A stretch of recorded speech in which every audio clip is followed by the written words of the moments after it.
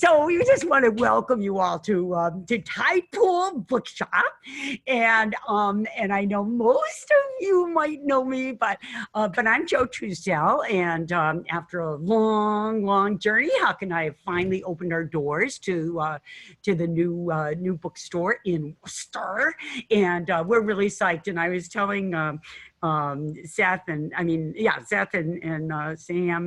Sam and Winslow that we had people here that we didn't even know, in the last few days, which has been really great. And so it's exciting. It really is. So of course, while hosting events was going to be a major part of our original business plan, hosting them at the bookstore themselves, we, like everyone, have pivoted to an online presence. But the great thing about that is it means that we're able to include tonight not just people from the Worcester area, although we're so glad to have them, but people from the Cape and from New York and from Maine and even Pretty Marsh, which makes a lot of us very envious, Sarah.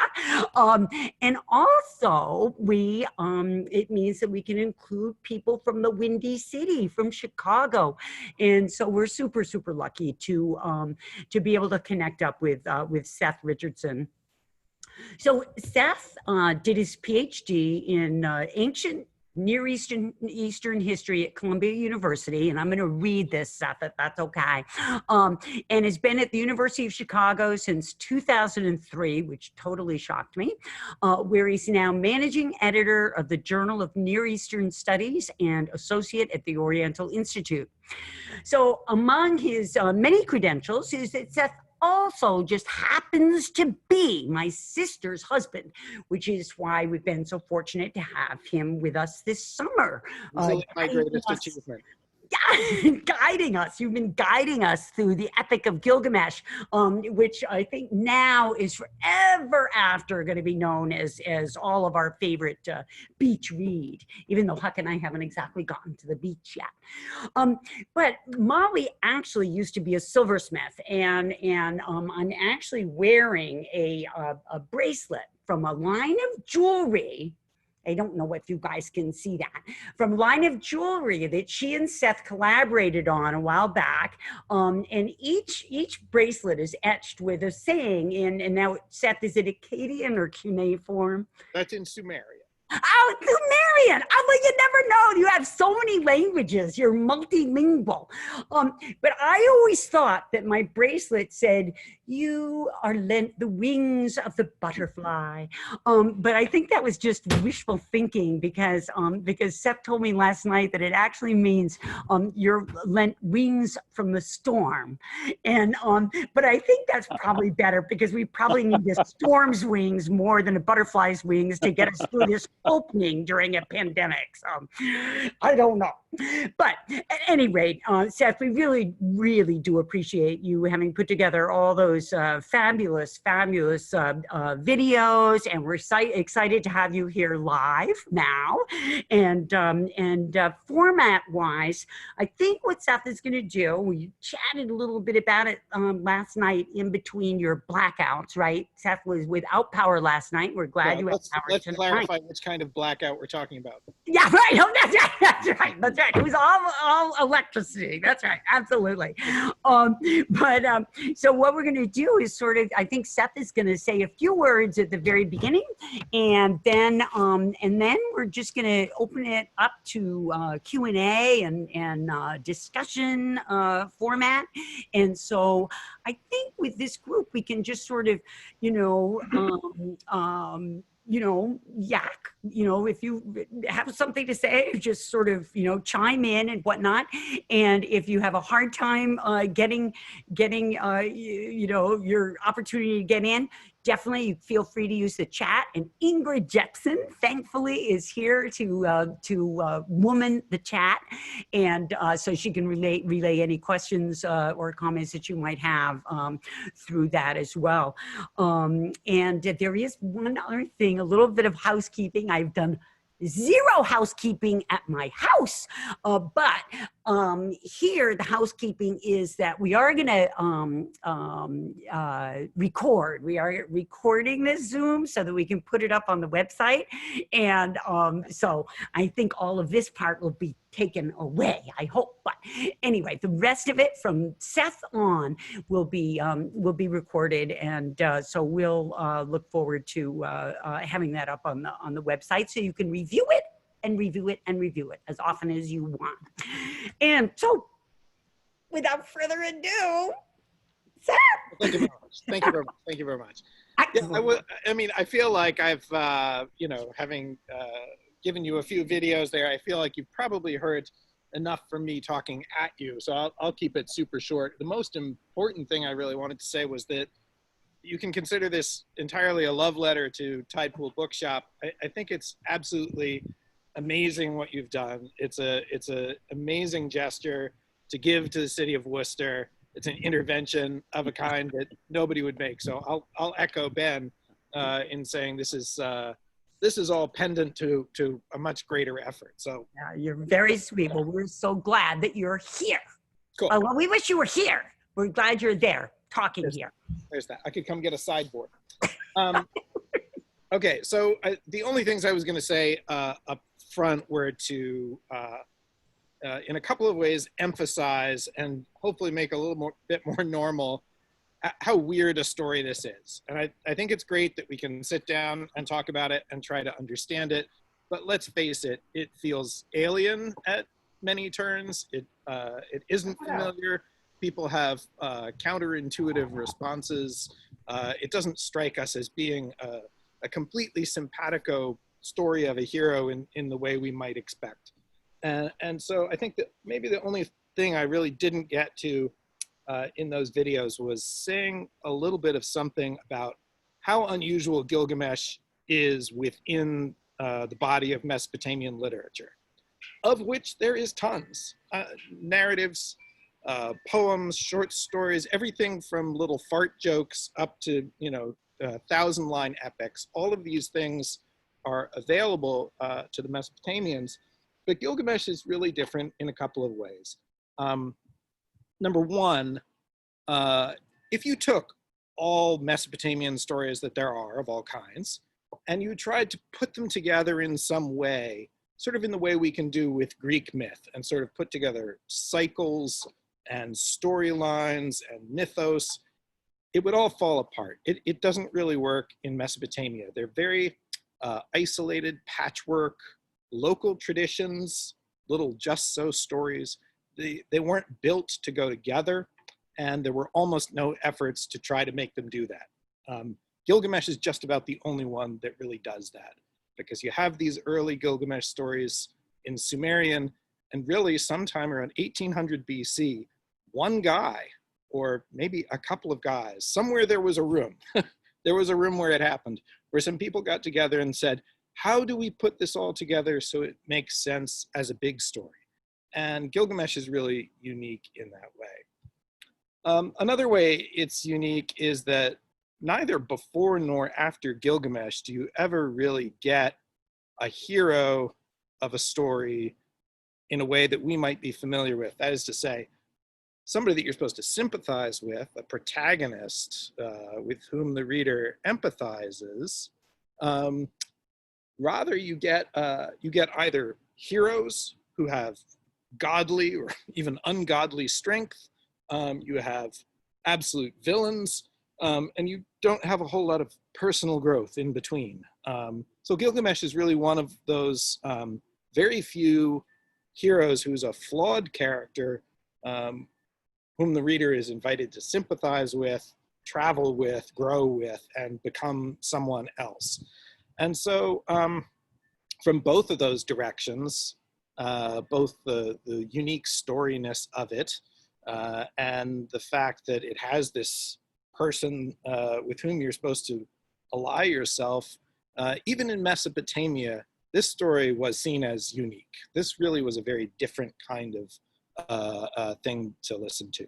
So in everything from the moment when somebody says something you don't understand, or why is there all this repetition, on up to the kind of weird story arc, which all comes tumbling to a conclusion right at the very end. There's a lot here to grapple with that doesn't feel intuitive. And I just wanted to at least let you know that I share that sense as well. I've been reading it for 25 plus years.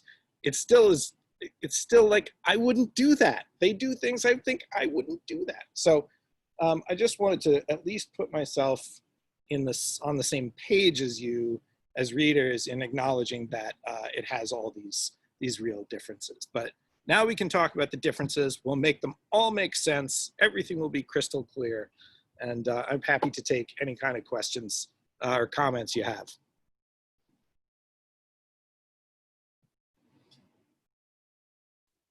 Seth, I have a question, as long as you're starting broadly.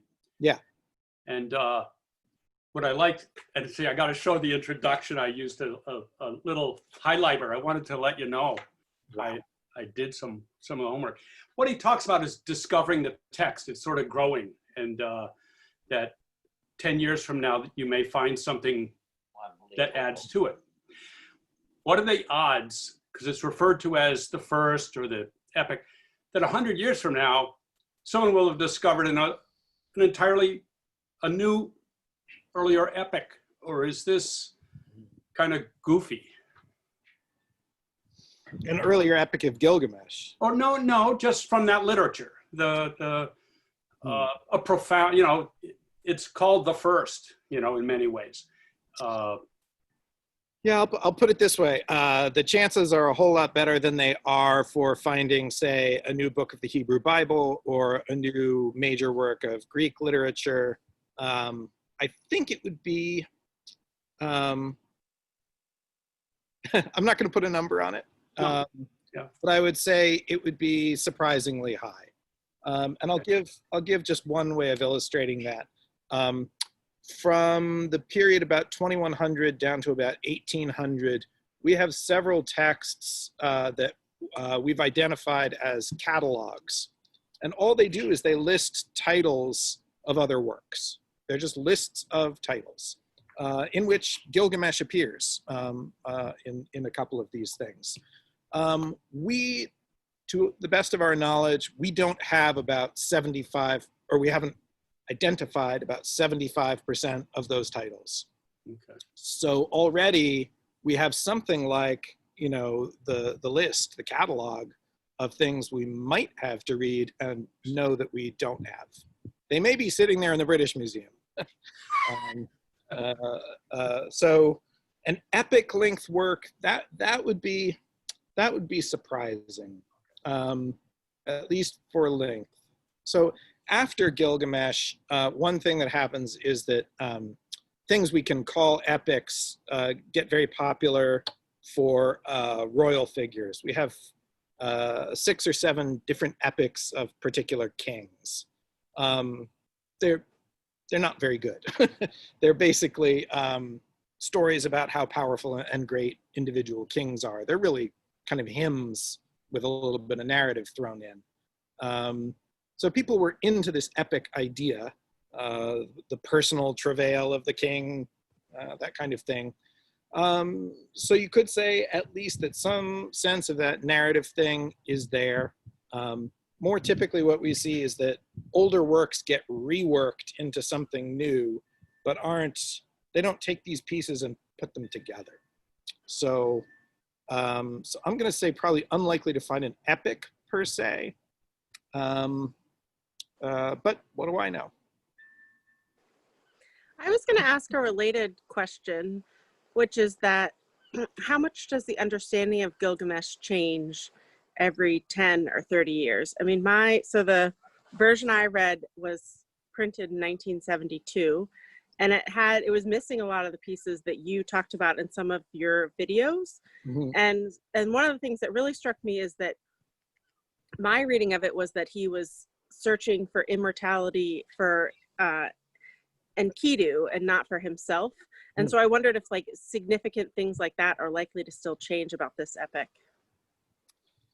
Yeah, I think I think just given how much we're missing in patches suggests that that's easily possible. the one major piece that has been found, just as to bracket that, the one major piece that has been found, a chunk of about 20 to 25 lines since the publication of this George version, turns out to be a description of the mountain that Huwawa lives on. And it's covered in chittering monkeys and trees draped with gems, and it's kind of the big rock candy mountain. It's covered with gold and all kinds of wild creatures and full of life, teeming with life. And it's sort of changed one aspect of the epic in the sense that Humbaba is so associated with death and darkness that we really thought the description when we found it was going to be about what a terrible, horrible place this was. It was going to be like Shelob's lair, like some kind of dark, abandoned place. Instead, we get this place which is absolutely, in a way, it really highlights more of how tragic Humbaba's death is. He's a monster, but he was made to be a monster, and this is just his kind of magical, beautiful home. So those kinds of corrections are out there. The role of Enkidu is still being looked at, for sure. I mean, one thing which may kind of return to the point that you make is that lately people have been looking at Enkidu, sort of the possibility that Enkidu is the main character of the story. As a mirror of Gilgamesh, there are other Mesopotamian stories where it is, I won't call them the second banana, but the guy who hangs back just behind the hero saying like, hey, do you think that's really a good idea? And maybe you shouldn't, and why don't you calm down? And that's a figure who appears in enough Mesopotamian literature that we're sort of taking stock of the fact that that's an archetype of its own kind. But I would say strong. So Frank, I'd say the answer to your question is 13%. Sarah, I would say 62%.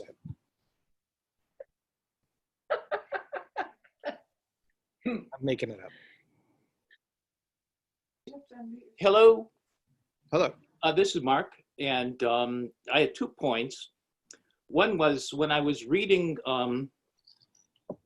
the story of Gilgamesh, his relationship with Enkidu reminded me of David and Jonathan and Achilles and Patroclus from the Iliad. And I was wondering if there was any spillover into these other cultures from that sort of story, if the Epic of Gilgamesh was that important. And the second thing I wanted to mention was, it relates to the thing you said about, was Enkidu the most important thing? It seemed like Gilgamesh, after Enkidu's death, acquires the axe that Enkidu had, and he starts wearing animal clothes. He starts becoming Enkidu in a way.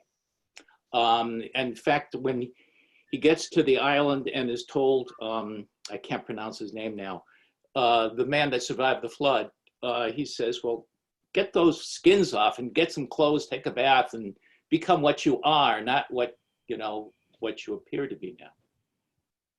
Yeah, I could probably speak more to your second point than your first one, but I'll give the first one a whirl. We do have some clues that Gilgamesh was known in Greek times, along with a lot of other wisdom and scientific literature that the kind of Greeks inherited in kind of misunderstood snippets and so. But classical authors are still referring to someone they call Gilgamos as late as the 2nd century AD in Rome. So certainly this is a kind of story that they're aware of. By that point, they have already mixed it up with a different Mesopotamian story called the story of Etana, who rode an eagle up to heaven and fell down. And so they kind of mix it up. But I would say that we're more likely looking at specific kinds of characters who get juxtaposed in literature rather than a specific inheritance of that story. It would be ideal if I could think of a real specific difference between, say, David and Jonathan or the Patroclus story. But but I think a lot of these, certainly the mourning of the dead friend. I mean, this is a very strong theme that has to do with revising the hubris of the hero. That's something that comes in very strong. How much of that would be due to modeling and how much due to some kind of direct transmission? I couldn't say. It's a major concern of ancient epic works. As far as the Enkidu question, I'll throw in another example, which is that I don't know if you took note of it, but there's this kind of spurious extra tablet at the end of the Gilgamesh epic, which I didn't talk about, right? So we get up to tablet 11, and then, at least in the George edition, here on page 100, it makes this brief reference to tablet 12. And we don't really kind of get a lot of information from George there, but in later times, what seemed to authors and audiences to be necessary was actually to bring Enkidu back for a curtain call. And a good deal of this last part of the epic has to do with that, because Gilgamesh gets a visit from Enkidu from the underworld and sort of quizzes him on all of these people whom he's seen there. And it's a very Virgil and Dante kind of journey. Gilgamesh will create, did you see this kind of person? Did you see this kind of, did you see, I mean, most heartbreakingly, he asks, did you see the little babies who died before they received a name? And Enkidu says, they sit at a table made of gold, eating butter and honey. That's sort of like Odysseus and Achilles, when Odysseus visits Achilles in the underworld in the Odyssey. And Achilles says, I'd rather be the slave in life than the king of the underworld.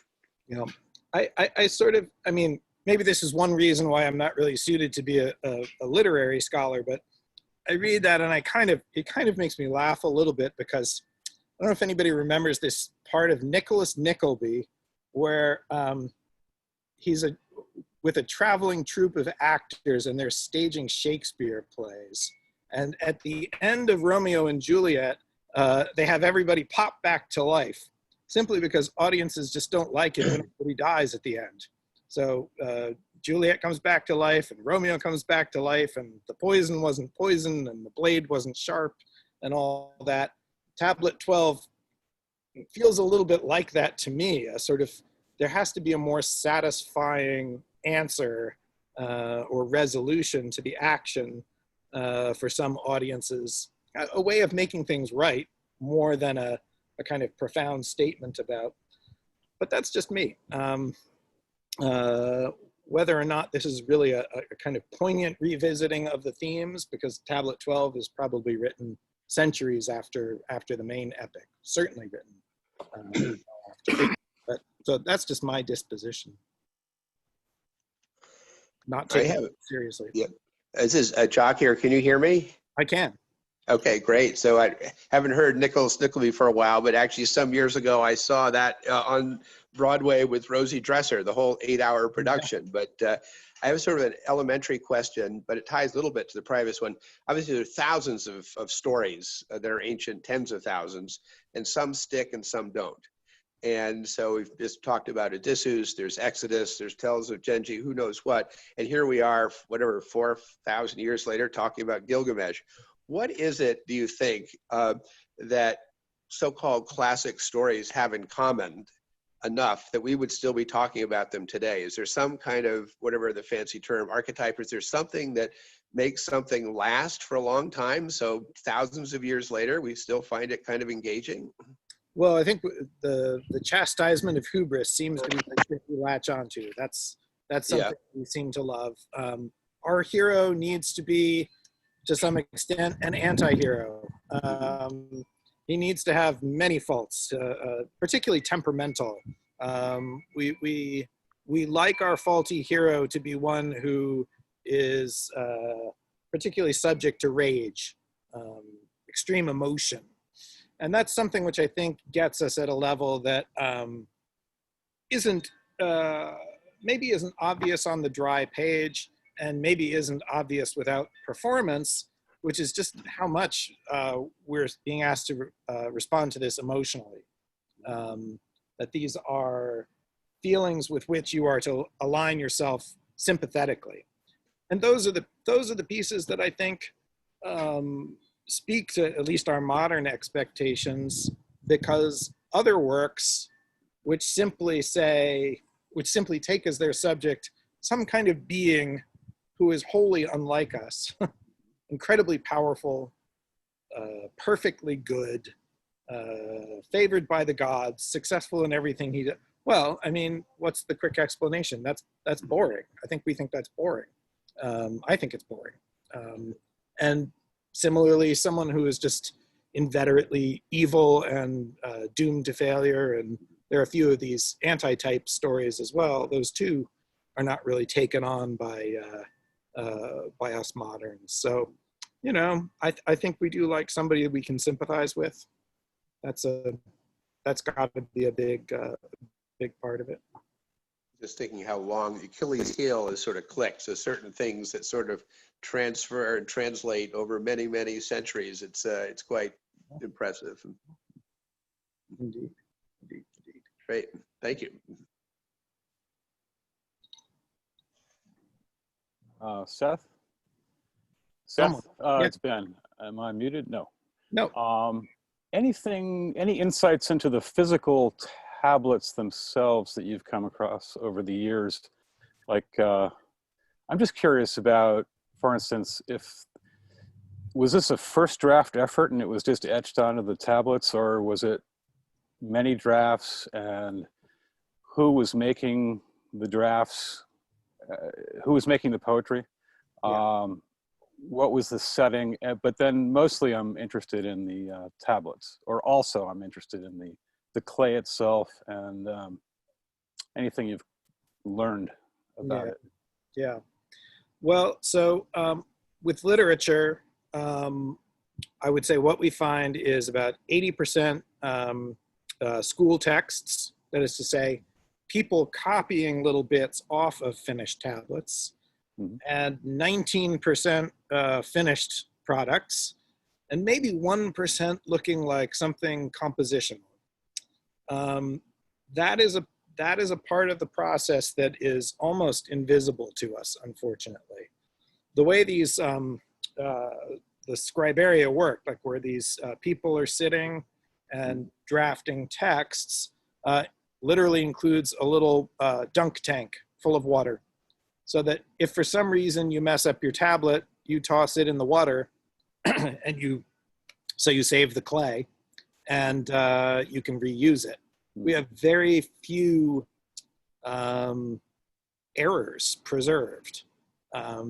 So the impression you get is that, I'll just use Molly's checkbook as an example. You know, one thing that is very impressive about tablets in general, even if it's just a list of people's names, is that they're extremely efficient with the amount of space on the tablet. There's very little waste. If there's any empty space, it's kind of arranged artfully as if it was meant to be done that way. I've literally never seen a tablet where they ran out of space. But that's surely because, that's not because they didn't mess up. It's because they put the tablet back in the dunk tank. So how does that get to the question of composition? We know for a fact that because there are these predecessor stories to the epic, that somebody must have taken these things and in a very deliberate way fashioned them into a story. How did that happen? It's something like a miracle and a mystery. There is a single person to whom the authorship of the epic is ascribed. We know his name, Sinleke Unini. By tradition, this is the guy who wrote Gilgamesh. Hey presto, you know, we've got the answer. We have no historical information about who he was, when he lived, where he lived, anything like that. Whether he had an atelier or workshop, or, you know, if it was kind of like Bruegel, where there were junior artists working with him. I think almost surely that has to be the case. And there had to be an artistic committee. One person did not do this, in my opinion. Finding something like that would really be a kind of spectacular feat of scholarship. Some kind of first draft, some kind of notes, some kind of, yeah. So we have, for better or worse, what we have is we have a great deal of material that comes on the other side.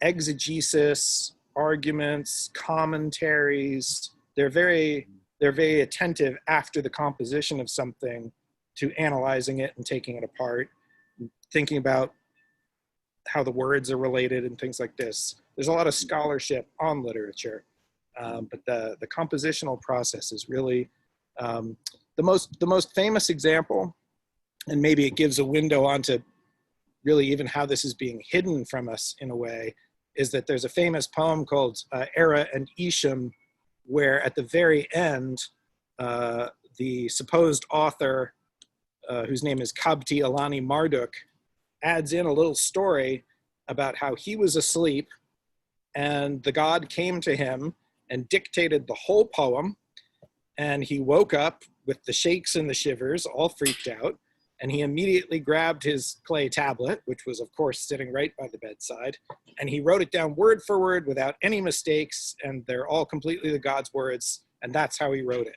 It's literally the only story we have from a Mesopotamian about how they wrote something. And it's not true. So. Part of the thing that you see over and over again is lines are repeated. Yeah. And it's something that we're used to seeing in sort of like an oral tradition, like in Homer, epithets and things like that. Is it possible it was an oral tradition and this fellow just finally said, I'm going to just write it all down and sort of, freeze it? Right.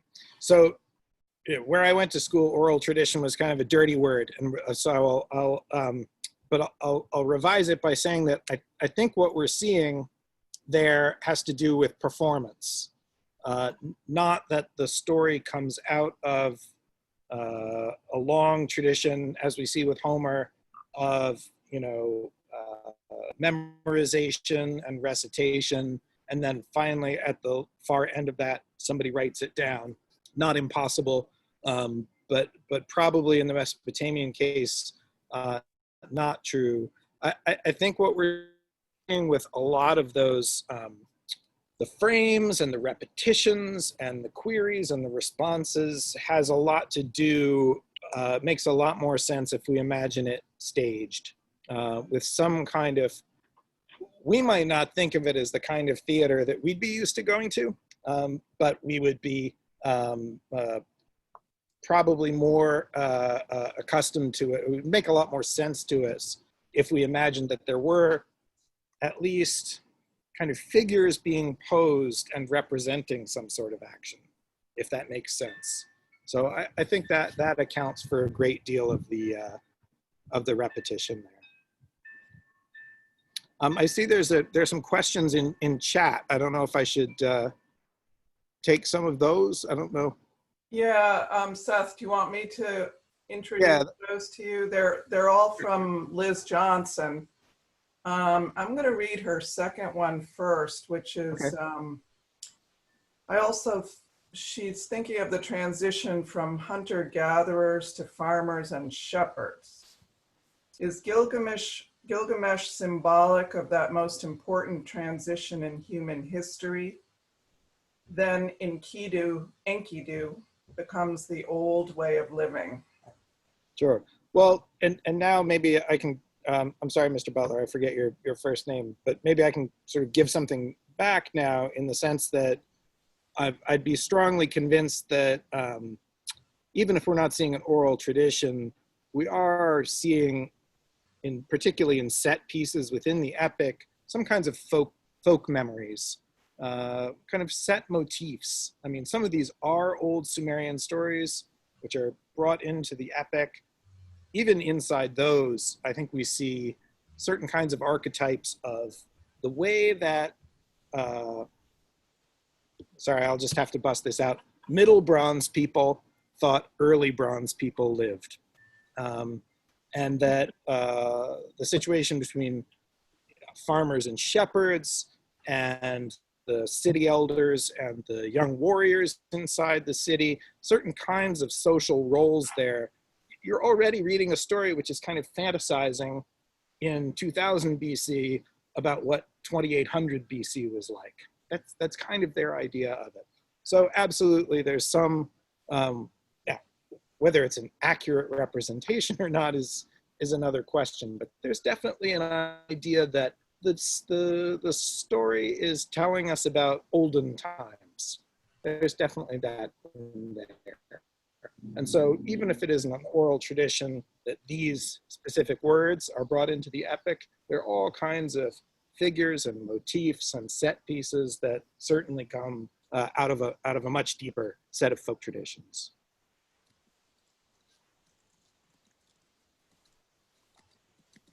Seth, so as I read it, I thought the two of them, going back to the two main characters, for me, they created a whole person.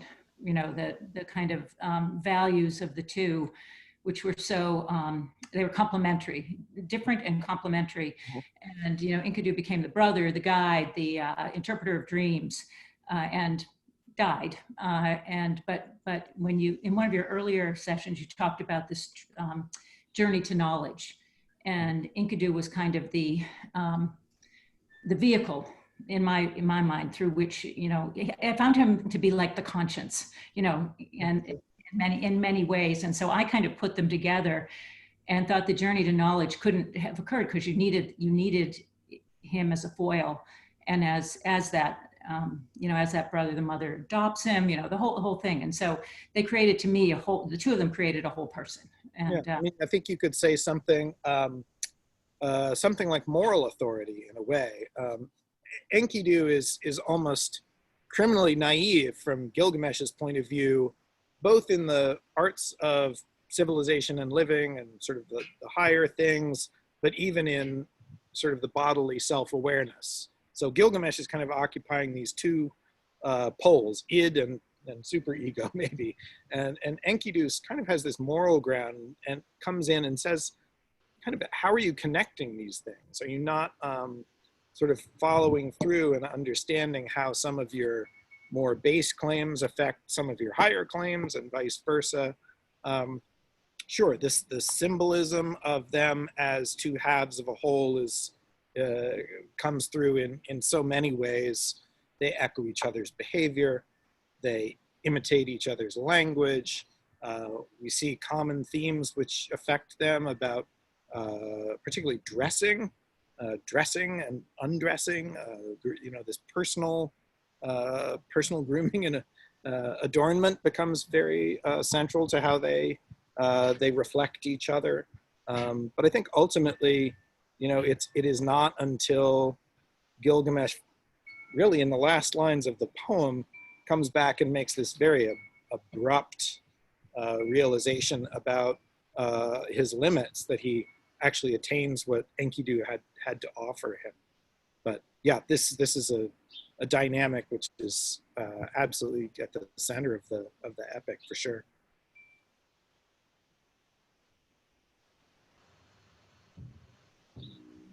My first thought was, is this related to, remember Heinrich Schliemann said, you know what, I wonder if ancient Troy is a real place. Mm-hmm. And he actually found it.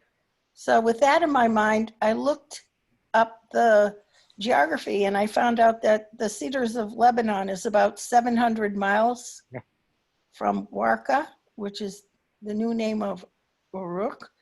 And so traveling that distance on foot or burros or something would be a huge and scary adventure, because almost all of the gods lived in these little cities that were about 50 miles apart at the most. So their world was really tiny. And I was wondering if this is a story about discovering that the world is bigger than they thought it was. Mm-hmm. Something like that. Well, there's a lot. I mean, one of the reasons that I maybe mention some other kinds of literature that was current in Mesopotamia alongside Gilgamesh, is that probably the closest we get to something like Gilgamesh were a series of stories. This will sound at first like I'm not answering your question, but I'll get there. A series of stories about the ancient kings of a city called Akkad, which gives its name to the Akkadian language. And what you see is that the Akkadian kings are celebrated in later times. They're really thought of as warrior kings, conquerors, strong guys who go to foreign lands and subjugate them and so on. This is kind of the centerpiece of the tradition. But I was rereading a lot of these stories about those ancient kings a few years ago and realized that there's actually almost no description of battle in them. Almost all of the stories devote 75 lines to these kings traveling on a long road to a distant land, the hardships of the campaign. They sit by the campfire with the soldiers. They cross hot deserts and high mountains, and they eat, food from the hearth and all of this good stuff. And then in one line at the end, it says, then they came to the city of whatever and they conquered it. These really aren't stories about battle. Battle is not what's being valorized here. Instead, what you get are stories which are really about freedom of movement and distance. So no, I think you put your finger on it exactly. The minute these guys leave the city, they're already way out of a familiar world, 10 miles away from the city walls.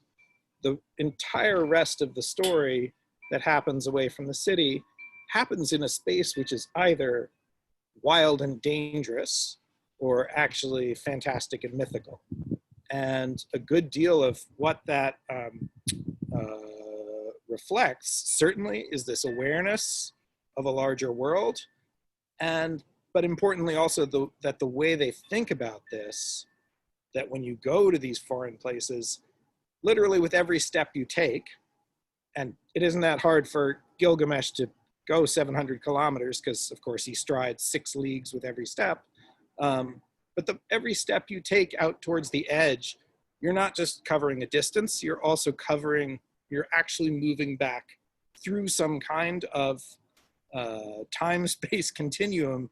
You're literally wading into deeper antiquity the farther you go, and into a world which is it's sort of hard for us to imagine, but almost literally built out of wisdom, that all the world out there contains these esoteric primeval secrets. So there's not really a distinction. So you're absolutely right about the distance, but there's also not really a distinction being made between distance and kind of profound heaviosity of knowledge, let's say. You go away and you'll get back to some very primeval kind of pure wisdom. The deep. He gets to know the deep. He gets to know the deep, indeed. Up, down, sideways, whichever way you go. The farther you go, the more you get.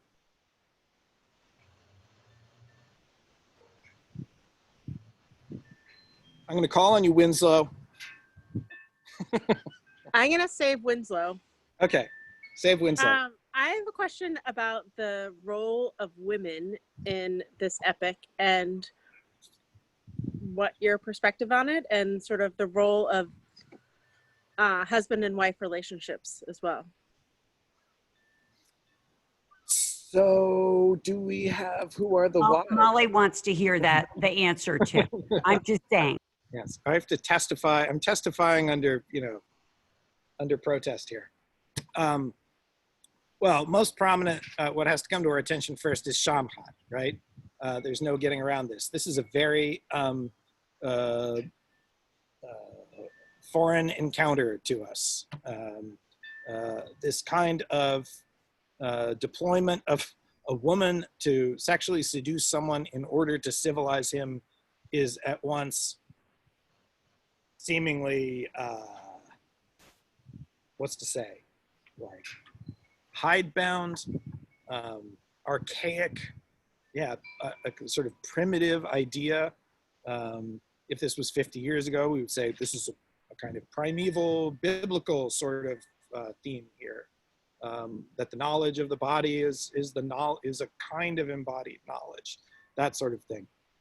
50 years on, why exactly are we deploying a woman who is called a prostitute to seduce someone who is otherwise in a state of primitive bliss and bring him into a state of knowledge which makes him ultimately unhappy and doomed? That's not a great setup either. So we'll come back to that. I don't think there are a whole lot of wives going on in the Epic of Gilgamesh. There are a couple of, I should note, there are a couple of difficult passages where some of Gilgamesh's conversations with goddesses identify them as his mother, for instance. She's not actually his mother. It's just sort of an honorific reference, or even if she's conceived of as his, divine progenitor or something like that. That's not something that's actually ensconced in Mesopotamian mythology. It's there's no clear idea that Ninsun, for instance, is the mother of Gilgamesh or something like that. So as far as I'm concerned, it mostly comes back to Shamhat. Was there someone else you were thinking about specifically? Well, I don't know how to say his name. Utnapishtim Oh, he has a wife. Yes. Right. Is she even And given? it's sort of like she's degraded at first, and then she gives him her wise counsel. Right. What does she say? Sorry, I didn't mean to stump you. That's fine. Man is deceitful; he will deceive you. Right. She takes care of the bread, so she lays out the bread. Right. Wow. Well, in my translation, at the beginning it says, "In her shufflings and her faithful silence, like a servant, only there to hold the door. He hardly knew her as a person. He had only talked to Utnapishtim. But then, yet when he fell asleep, then Utnapishtim starts talking to his wife, Yeah. and she gives him advice. I just didn't know if that was a significant piece. I don't know. Well, it does. So on the one hand, they're given these terrible roles. On the other hand, not only in Gilgamesh, but in a bunch of other stories as well, it is often a goddess to whom the hero appeals, specifically for the interpretation of a dream. And that's something where, to a limited extent, you could sort of see the scribes step into the story. That's their opportunity to, like, let me now step in and explain this to you. What's a little more surprising is that they choose to do their mansplaining through a woman. So in a sense, I would say I'm modestly impressed that the scribes chose, as often as they did, a woman to voice the kind of profound truth that a man can't interpret. This is why this was done is difficult to know. There were very few female scribes. We do know of some. They were out there. So this wasn't a craft which was forbidden to them. They did work in the realm of textuality. There's little reason, and they wrote even some important texts, or at least some complicated texts. There's little to make us believe that they had a hand in the composition of what turns out to be a fairly important thematic device. So I don't have a good answer for you, which means it's worth thinking about. But the only other thing I can add is that there's a consistent role in Mesopotamian ritual and Hittite ritual as well. So this is magical procedures, divination, all kinds of precisely the sorts of interpretive wisdom that you're seeing kind of busted out here, where let's say we all get together and we're going to do some magical ritual for protection or healing or something. And there are three people there. There's an incantation priest, and he's the text guy. He knows the words to say.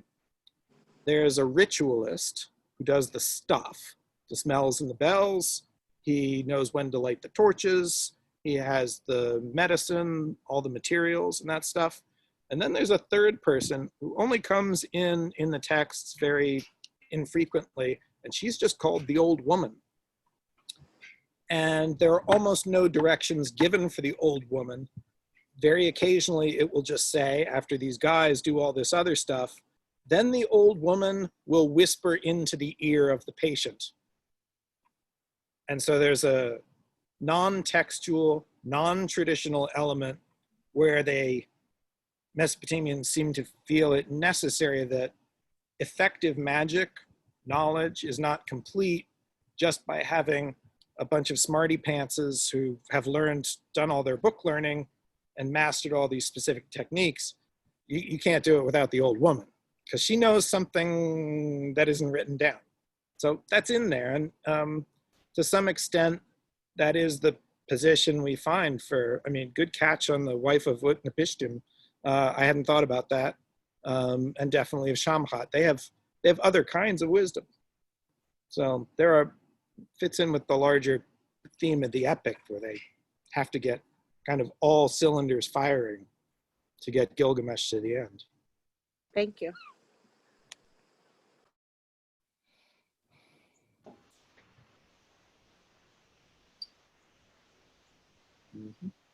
Oh, I have a brief question, Seth. Yeah, sure. One of your videos, you bring out how there's all these like specific details throughout the epic that the scribes are almost like showing off their knowledge of geometry and building and all those things. Was the epic used as a teaching tool for those purposes? I don't think so. Honestly, I almost apologize for making that observation. That's me being a kind of super nerd about this stuff. I just know that this is a kind of text that the scribes who are writing Gilgamesh have to work with on a daily basis. All of which suggests that I understand Mesopotamian mathematics. I do not. That's among the many things I don't understand. It's very complicated. It's in different notational systems. But the form in which they learned mathematics had a lot to do with examples. They had no abstract formulas. There weren't geometric or arithmetic principles to follow. There were just school examples. If you pour a pile of grain into a 40 cubit circle and it reaches the height of 5.2 cubits, what is the volume of the grain? These kind of word problems. And they sometimes show up in Mesopotamian literature in some of these kind of fantastic examples. So you see the scribes almost kind of making fun of their word problems. How big is the ark? How many cubits across? There's a famous story about these Akkadian kings conquering a fantastic city whose walls are like a quarter mile high. And then the second wall is half a mile high. And the slope is this, it goes on for like 40 lines kind of describing the measurements of this city. So these scribes were fascinated by this stuff. They were showing off to their friends, I think. It was a kind of way of displaying your erudition and so forth. But teaching, no, I don't think so. I think we're at the other side of teaching here. I think these are people writing who say, that, I know it all. There's nothing more you can teach me. Mm-hmm.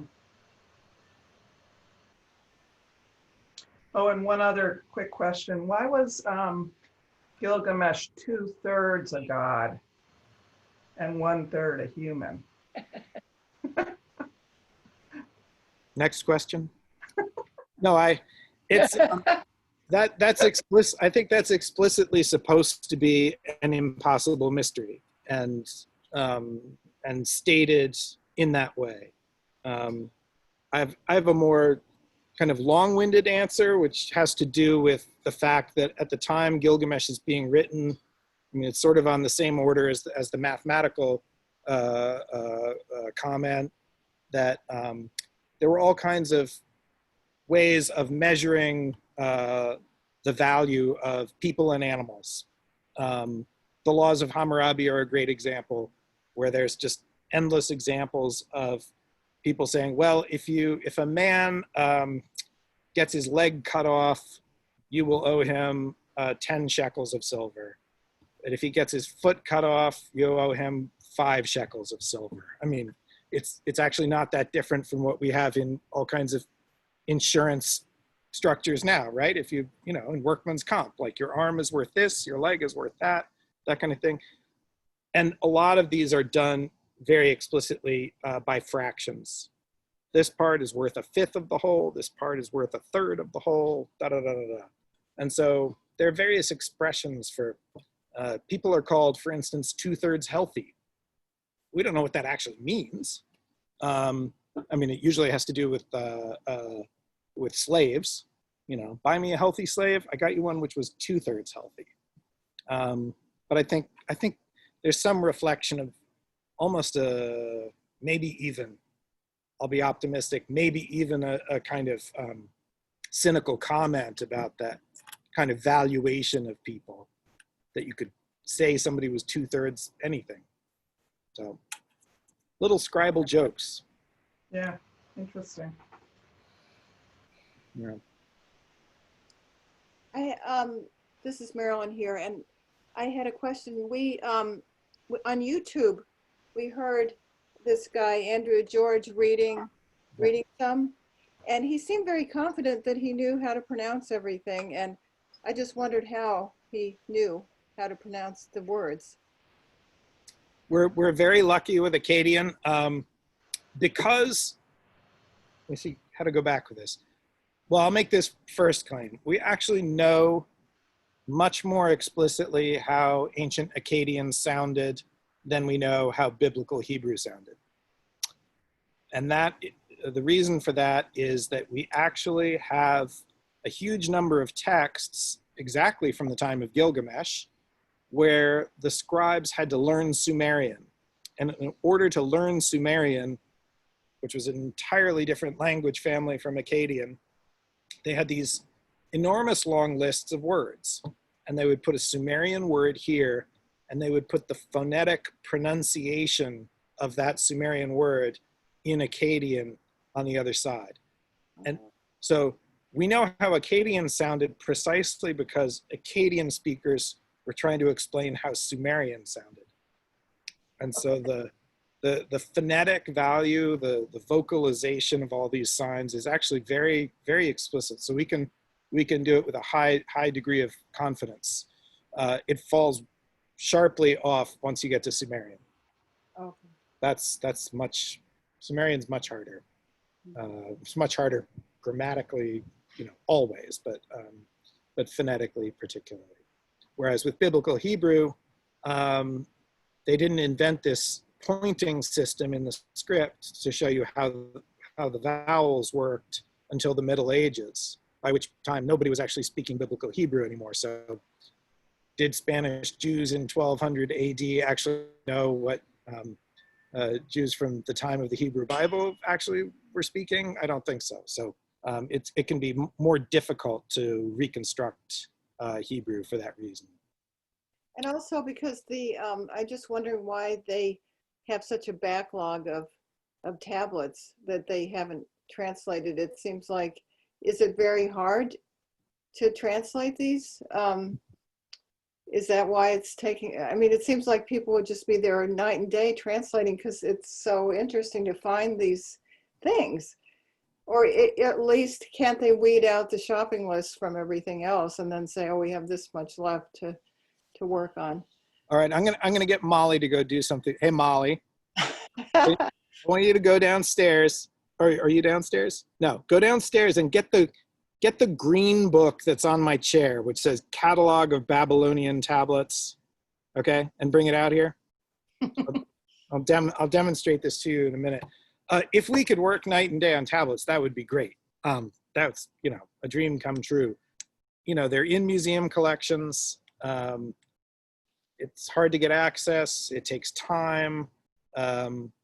Even for this kind of relatively simple tablets that I read, which are often have boilerplate language, And they're, no, sorry, it's a smaller, thicker book.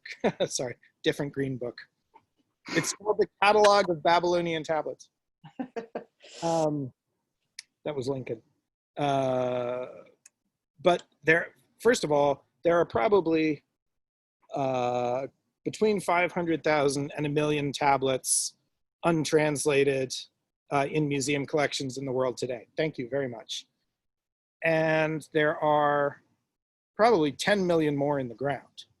So this is volumes 4 and 5 of the Catalog of the Babylonian Tablets in the British Museum. Are those available at Tide Pool Bookshop?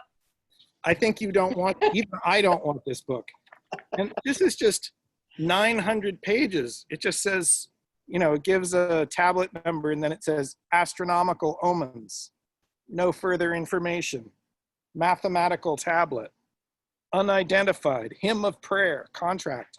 I mean, there's just, if I'm working very quickly in one day, I can read 20 tablets if they're in good shape. Oh, okay.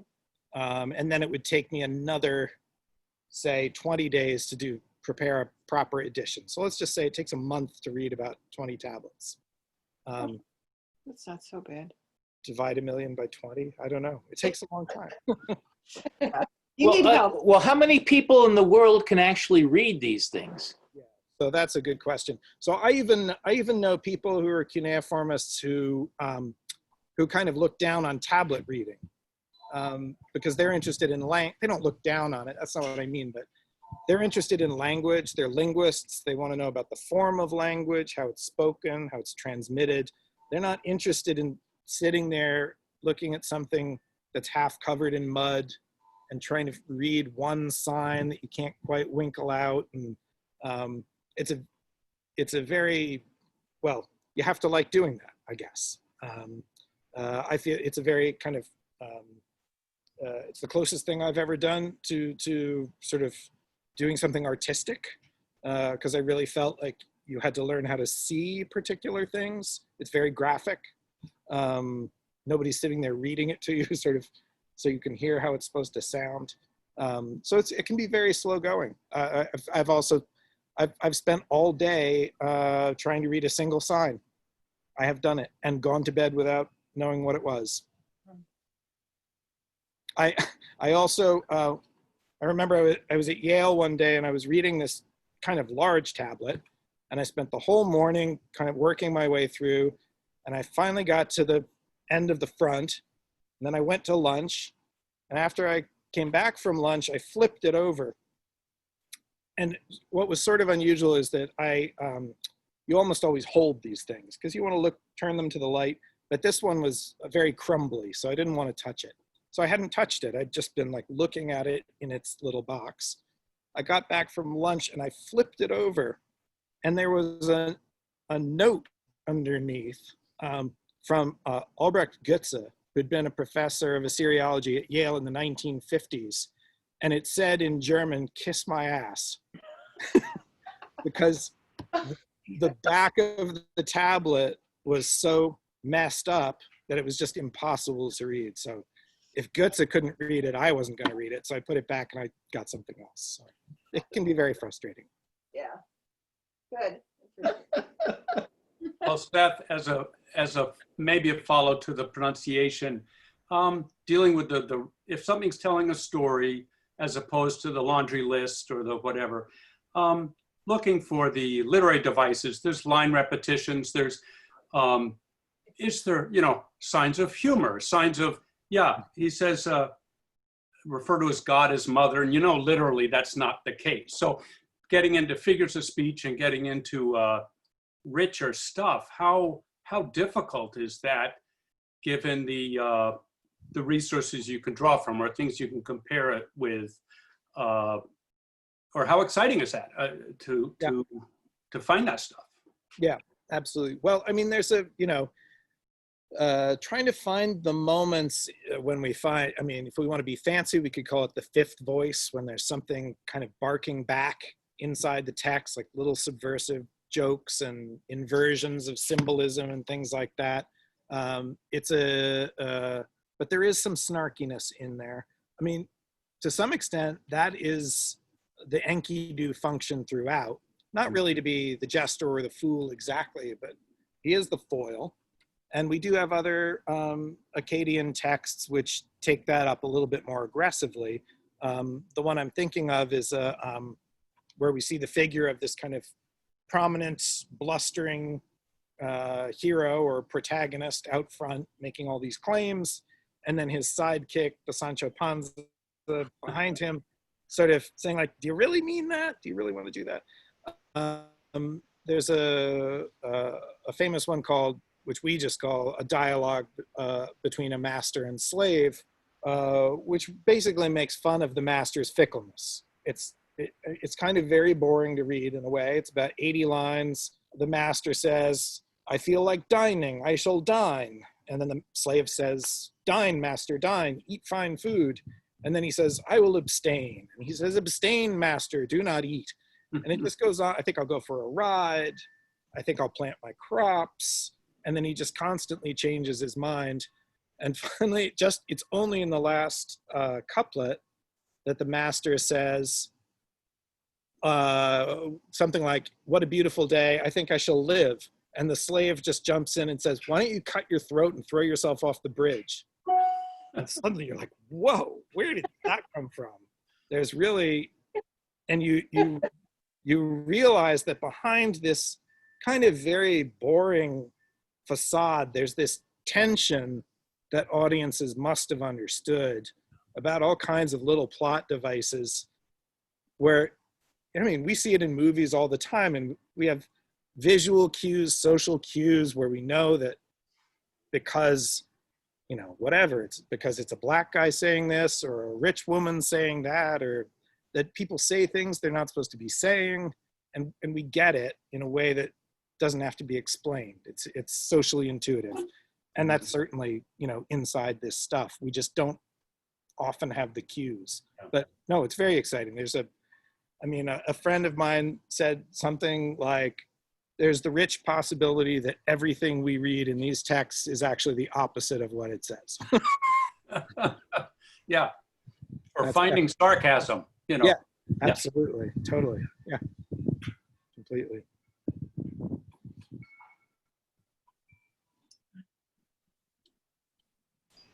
So this has been great. I don't want to cut anybody off. Sarah, I just saw in the chat. Did you have something in the chat? Oh, okay. Excellent. So Sarah's off to make some supper.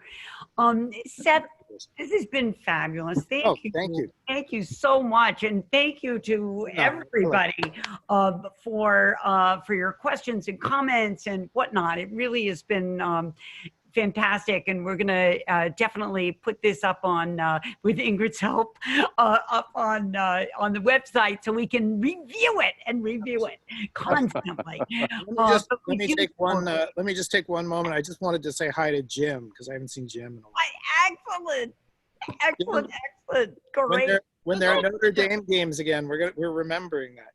You know. So I wanted to. This is not a question. I just.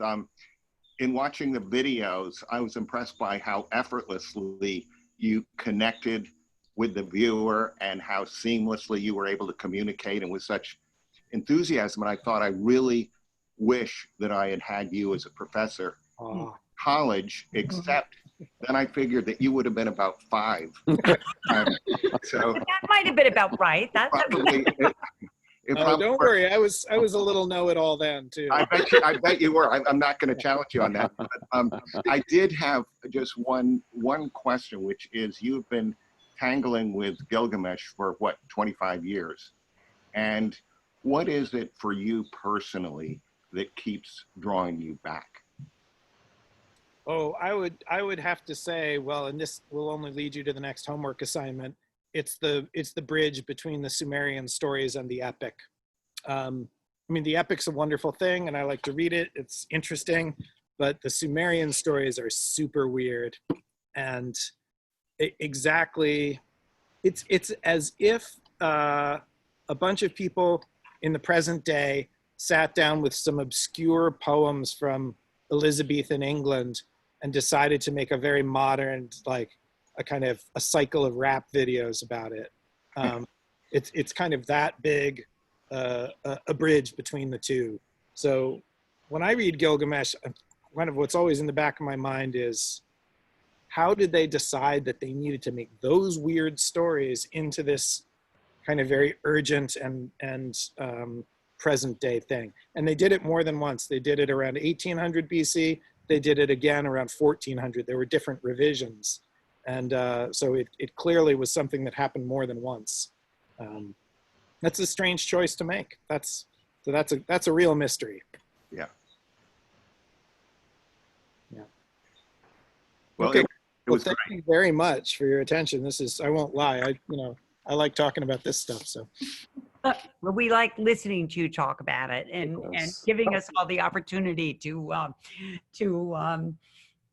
ask questions and get your feedback. It really has been absolutely fabulous. Thank you.